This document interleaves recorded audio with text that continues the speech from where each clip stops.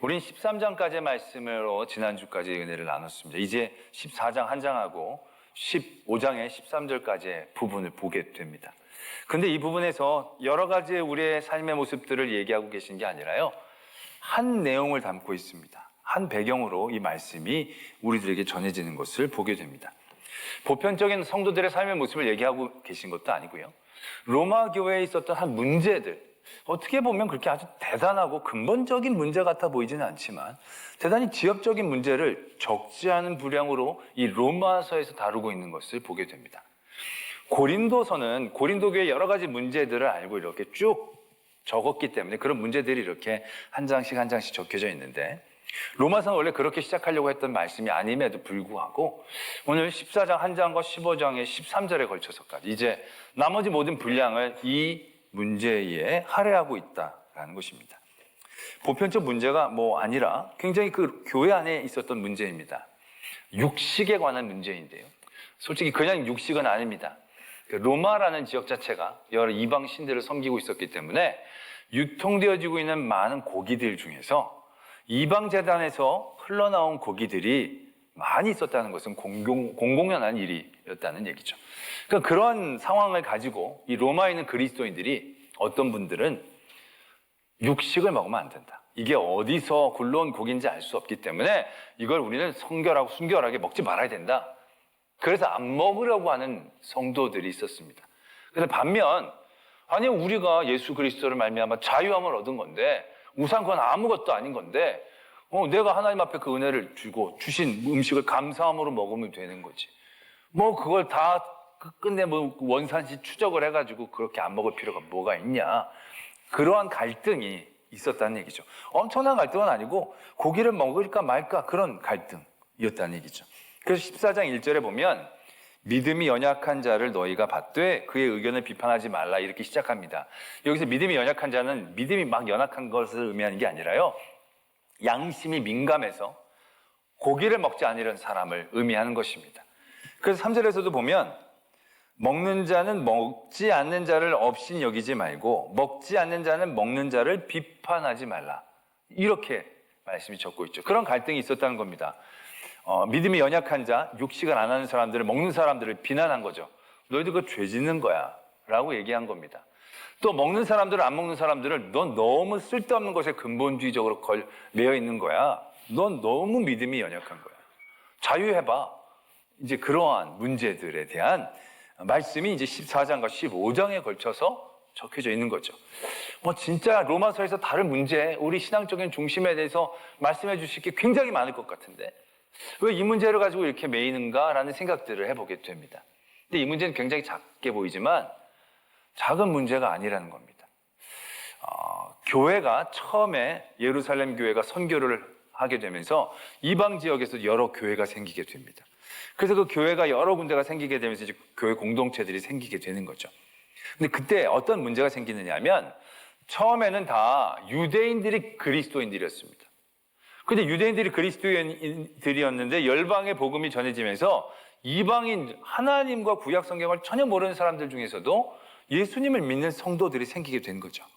그래서 유대인 그리스도인들이 그 지역으로 가서 그 교회를 같이 보려고 했더니 그들이 보기엔 이 교회가 말도 안 되는 겁니다. 이게 진짜 난장판인 거예요. 왜? 그들이 생각하기엔 너무 부정한 것들을 서스럼 없이 하니까, 너무 그 자체가 부정하니까 이런 제대로 믿는 거 아니야, 너희들 잘못하는 거야, 악한 거야.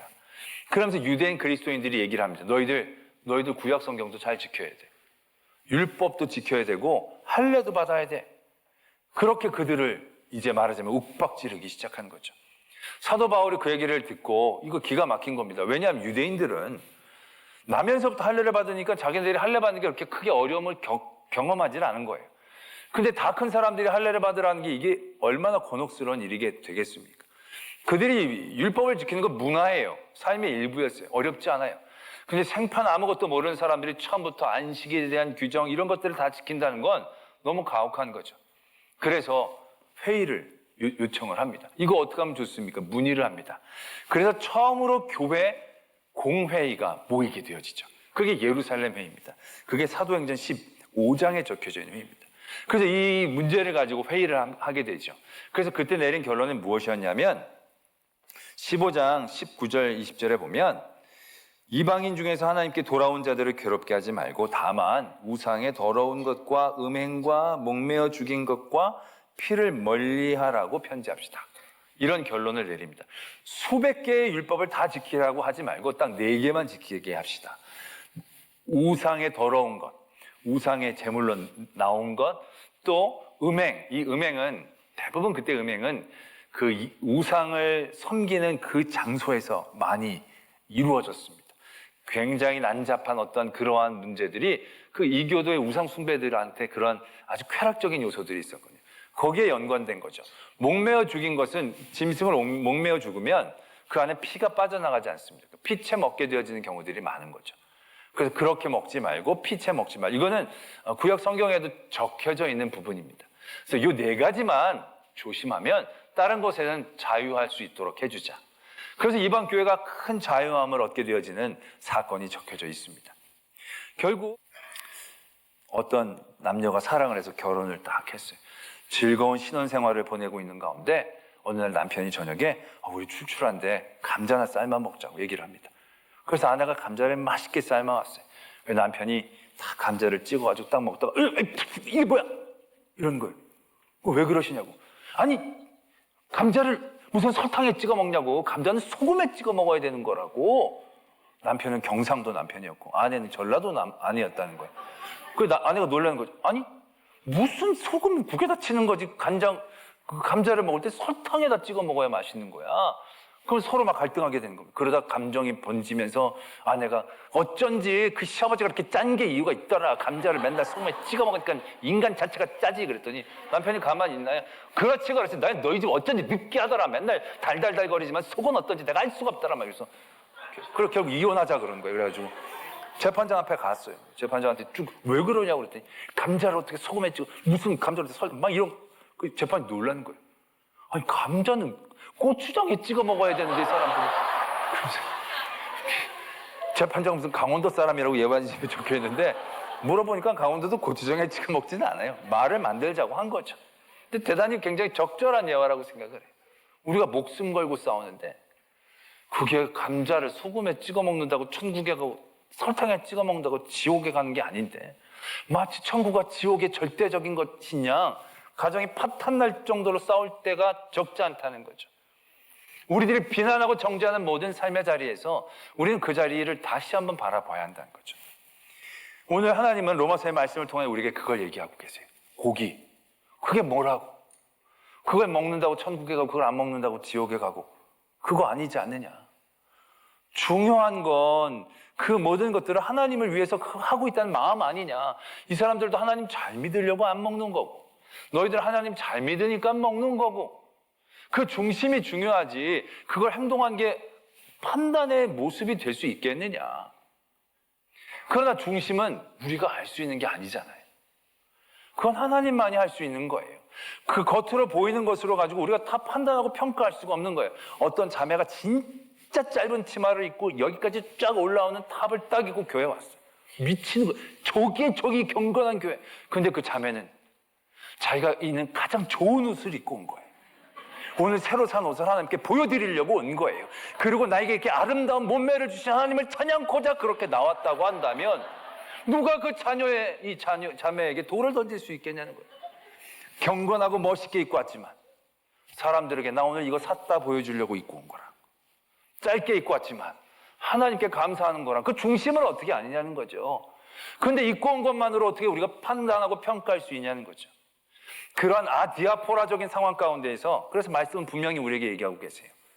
비판하지 말라라는 거예요. 비판하지 말라. 중심을 알 수가 없지 않느냐. 다 하나님을 위해서 한 건데 그렇다면 비판해서는 안 된다는 거죠. 하나님께 짓고 한다는 거예요. 그건 하나님이 아시는 거예요. 그런 모든 사람들의 모습들은 너희들이 비판하지 않고 그냥 바라보고 받아들여야 한다라고 얘기하는 거죠. 그래서 오늘 말씀에 보면 하나님에 대한 표현을 이렇게 적고 계시죠. 인내와 위로의 하나님. 인내와 위로의 하나님. 인내의 하나님을 먼저 얘기합니다. 그 인내가 무엇입니까? 그 인내는 우리를 향한 하나님의 인내입니다. 어떤 인내입니까? 정죄하지 않으십니다. 심판하지 않으십니다. 먼저 비판하려고 하지 않습니다.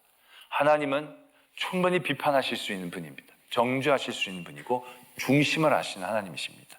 그러나 그 하나님도 인내하신다는 거예요. 그의 판단과 평가와 비판을 유보하신다는 거예요. 그리고 우리가 우리가 악을 저지른 것들을 분명히 알고 계시겠지만 하나님은 그걸 또 다른 눈으로 바라보시기를 원하신다는 거죠. 부족하구나, 연약하구나. 하와가 선악과를 따먹은 건 죄를 저지른 거지만 뱀의 유혹에 연약한 그 연약함을 보시고 우리를 기다려 주신다는 거죠. 바로 죽이신 게 아니라 인내해 주신다는 거죠. 그러한 디아포라의 문제 가운데에서 우리들에게도 그런 모습을 보여주고 계신 거예요. 그래서 오늘 말씀은 비판하지 말라고 얘기하는 겁니다. 비판은 우리의 몫이 아니에요. 우리는 믿음을 은혜로 받은 거예요. 그 은혜는 우리의 의가 아니에요. 은혜는 복인 거예요. 그런데 우리가 그 의로운 자리에서 마치 선과 악을 평가하고 판단할 수 있는 자리처럼 착각할 때가 많아요. 우리가 믿음으로 구원에 이른 이 의는요, 평가하고 판단하라고 얻은 의가 아니라 그 모든 일들을 통해서 화평과 평화로 그 모든 일들을 도모하기 위하여 우리에게 주신 은혜임을 분명히 깨달아야 한다는 것이죠. 때문에 비판을 먼저 하고 정죄를 먼저 하면 절대로 그런 일들을 해낼 수 없습니다. 때문에 그냥 바라봐 주는 거죠. 때론 그게 다름이 될 수도 있지만 때론 그들의 연약함과 부족함이 될 수도 있어요. 그 일들을 비판하는 게 아니라 바라보고 그것을 하나님의 뜻 가운데 기다려주는 것. 그게 우리들에게 굉장히 필요한 모습이라는 얘기죠. 그 다음에 성경은 또 다른 모습을 우리에게 도전합니다. 디아포라의 문제에서 처음에 비판하지 말고 두 번째는 단순히 비판하지 않는 것으로 끝나고 기다리는 게 아니에요. 하나님에 대한 얘기도 인내와 위로의 하나님이라고 얘기하고 계세요. 하나님이 우리를 인내하고 유예하셨어요? 그러면서 이렇게 바라보시고, 그래, 너희들 어디까지 하나 보자. 내가 좀 참는다. 100번 정도 참아줄게. 가만히 참고만 보시는 게 아니에요. 하나님의 인내는 개입이에요. 위로예요. 그 위로는 말은 되게 멋있고 좋잖아요. 편안하잖아요. 괜찮아, 괜찮아. 이런 것만을 의미하는 것 같잖아요. 그런데 하나님이 우리에게 주시는 위로는 그냥 등 두드려 주시고 괜찮아만 의미하는 게 아니에요. 우리를 위로하시기 위해 그가 흘리시는 피를 의미하고 계시는 거예요. 우리를 다시금 이렇게 세우고 부족한 우리를 위로하고 격려하고 그 모든 일에 끌려가는 우리들을 막아주시는 그 위로하심은 거저 말로 되는 게 아니에요. 그 안에는 희생이 있고 헌신이 있었어요. 예수 그리스도의 피 흘림이 있으셨다는 것을 우리가 분명히 아셔야 된다는 거예요. 그래서 그런 디아포라의 문제 가운데서 하나님은 우리에게 또 다른 도전을 원하시죠. 형제들의 앞에 부딪힐 것이나 거칠 것을 형제 앞에 두지 말아라. 이렇게 얘기합니다. 그래서 고린도 전서에서도 그 고기를 먹는 문제에서 이렇게 얘기하죠. 야, 먹지 않는다고 해서 못 사는 것도 아니고 먹는다고 해서 더 잘 사는 것도 아니지 않느냐. 그거 먹고 안 먹고가 뭐 더 중요하냐. 그러나 너에게 준 그 자유를 가지고 형제를 걸려 넘어지게 해서는 되겠느냐. 그 자유를 형제를 일으키는데 써야 되지 않겠느냐. 이렇게 말씀하고 계신다는 거예요. 아까 우리가 예루살렘 교회 얘기했잖아요. 4가지 못하게 하는 거. 우상에 더러운 거, 음행, 또 목에 매인 거 피 멀리해라. 이것도요 그냥 멀리하라는 거예요. 법이 아니에요. 이거 먹으면 죽어. 지옥에 가는 거야. 그런 것 때문에 이 4가지를 절대적인 걸로 얘기하는 게 아니에요. 20절에 그 4가지를 얘기하고 21절에 이렇게 적혀져 있어요. 이는 예로부터 각 성에서 모세를 전하는 자가 있어 안식일마다 회당에서 그 글을 읽음이더라 하더라. 그걸 안 지키면 죽는다가 아니라 모세 회당에서 읽는 사람들이 있다는 거예요. 이게 무슨 얘기냐면 이방 지역에 디아스포라 회당들이 있었거든요. 거기서 유대인들은 이 4가지 것들을 구약 성경에서 읽는 거예요. 그런데 그것들을 읽고 있는데 이방인 그리스도인이라는 사람들이 이 4가지 것들을 과감하게 막 얻고 행동하는 걸 보면 자유함으로 하는 건 하는 거지만 그분들은 생각하는 거죠. 저거 완전히 몹쓸 믿음이구나. 저거 아주 회개한 믿음이구나. 그래서 그들의 마음이 다칠까 봐, 그들이 시험에 들까 봐, 그들이 그리스도의 길로 나오는 길들이 막힐까 봐. 그래서 이는 그렇게 읽는 사람들을 배려해서 최소한의 배려로 너희들이 힘들지만 요걸 최소한만 배려해 준다고 한다면 그들에게도 복음에 대한 기회가 열려 있지 않겠는가라는 취지로 주고 계신다는 거예요. 단순히 법을 지키고 옳고 그름에 대한 얘기를 하고 있는 게 아니라는 거예요. 그때 회의에서도 정하고 지킨 것이 다 그리스도를 위하여 하기를 원한다는 거죠. 회색지대가 분명히 있어요. 그러나 이 회색지대를 은혜로 사는 우리들은 회색지대로 그냥 두는 게 아니에요. 돈이 그냥 돈으로 두는 게 아니에요. 돈이 하나님의 영광으로 쓰여질 수 있는 마음의 방향을 가지라는 거예요. 먹고 마시는 거, 내가 자유롭게 먹고 마시는 거 괜찮죠. 그러나 그냥 먹고 마시는 게 뭐가 죄가 되겠느냐? 맞죠. 그러나 그것을 먹고 마실 때마다 다시 한번 생각해 보자는 거예요. 먹고 마시는 게 죄냐 죄가 아니냐를 생각하는 게 중요한 기준이 아니고, 이게 하나님의 영광이 되느냐, 이게 하나님의 일 가운데 쓰임받는 일이 되느냐를 생각하자라는 얘기죠.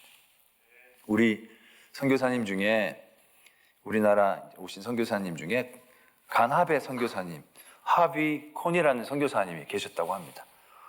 이분이 이제 미국에서 이제 한국으로 오실 때, 이분이 원래 파이프 담배를 좋아하셨대요. 미국은 목사님들 중에서도 이렇게 담배를 피는 분들이 적지 않거든요. 파이프 담배를 좋아하셨는데 한국에 와서 담배를 싹 끊었다는 거예요. 왜? 한국에서는 담배를 피는 게 법으로 금해 있으니까. 그래서 거기서 한국에서 선교한 동안에는 정말 담배를 하나도 안 피셨다는 거예요. 그래서 거기서 아주 훌륭하게 선교를 하시고 제자를 양육하시고 다시금 이제 귀국을 하신 거죠. 한국의 제자가 그 이제 선교사님을 너무 뵙고 싶어서 찾아갔다는 거예요.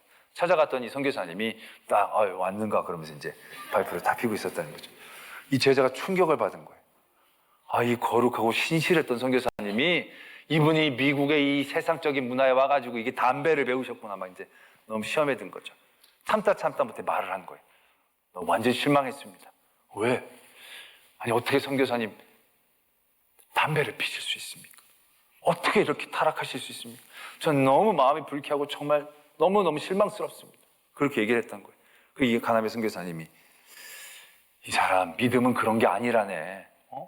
그렇게 근본적이고 매달리는 게 아니야. 내 신앙은 이것으로 평가받을 수 있는 게 아니야. 나는 하나님을 온전히 섬기고 이건 내가 하나님이 주신 것으로 내가 즐기고 있는 것 뿐일세 라고 얘기하신 게 아니에요. 선교사님이 그 얘기를 듣자마자 파이프 담배를 버리셨다는 거예요. 그리고 그때부터 담배를 끊으셨다는 거예요.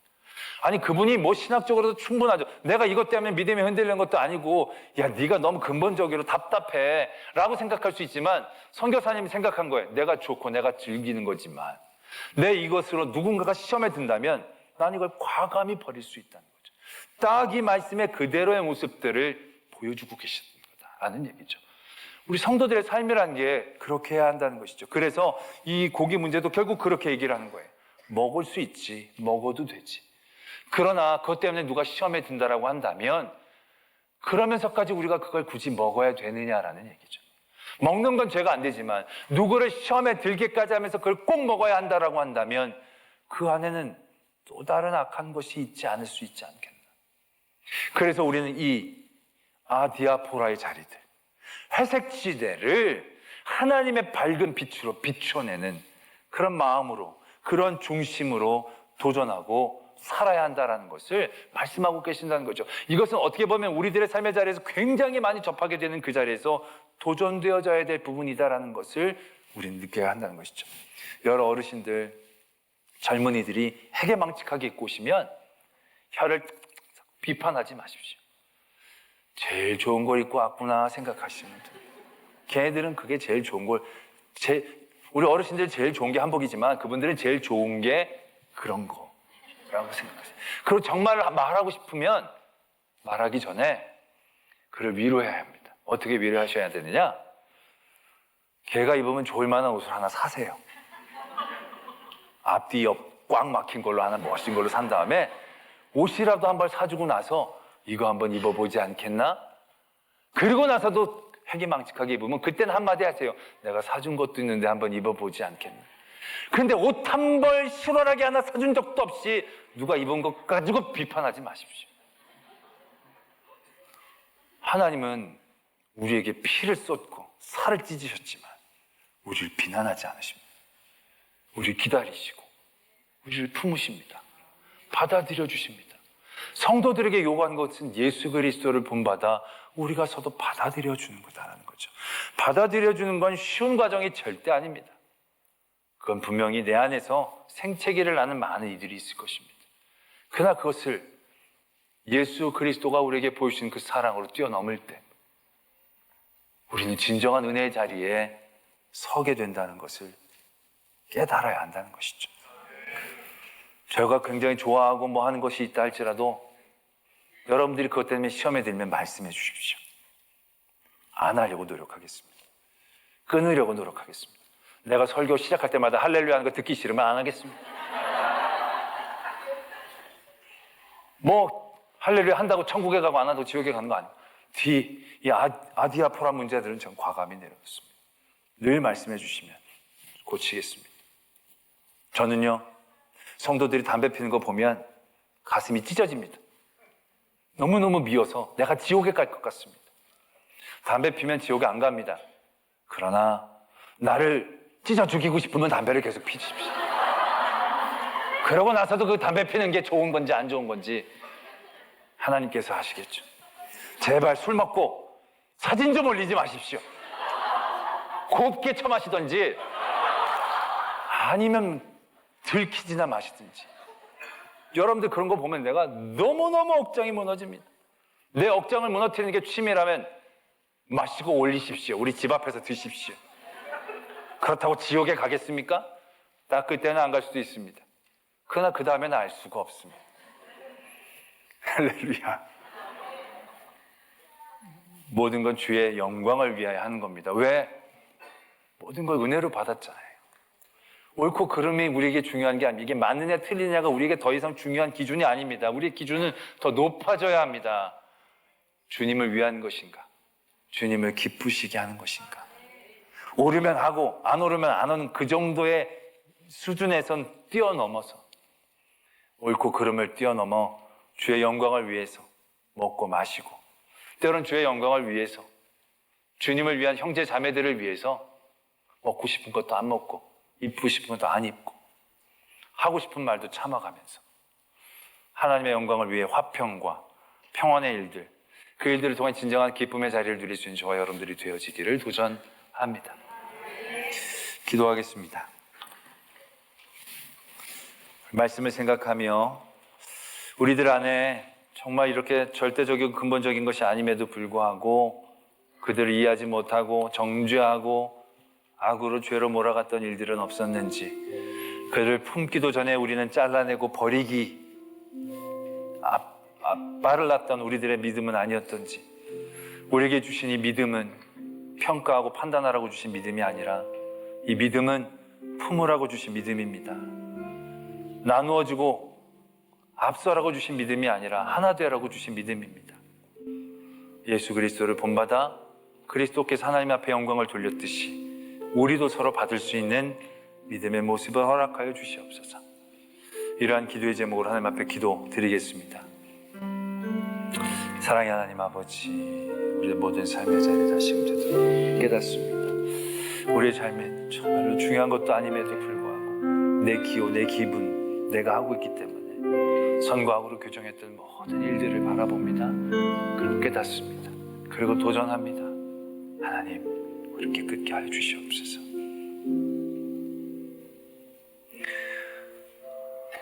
복음의 절대적이고 귀중한 기준이 아님에도 불구하고 내 기분, 내가 하고 있는 것, 내 유익 때문에 쉽사리 선으로 악으로 규정했던 우리들의 어리석음을 깨닫게 하시고, 우리에게 주신 이 믿음이 누구를 정죄하기 위해 주신 믿음이 아닌 부족하고 연약한 이들을 품으라고 주신 믿음임을 깨닫게 하시고, 예수 그리스도를 본받아 서로 품고 보다듬어 하나님 안에 하나가 되어 영광을 돌리는 거룩한 성도들 되게 하여 주시옵소서. 믿사오며 예수 그리스도의 이름으로 기도드립니다. 아멘.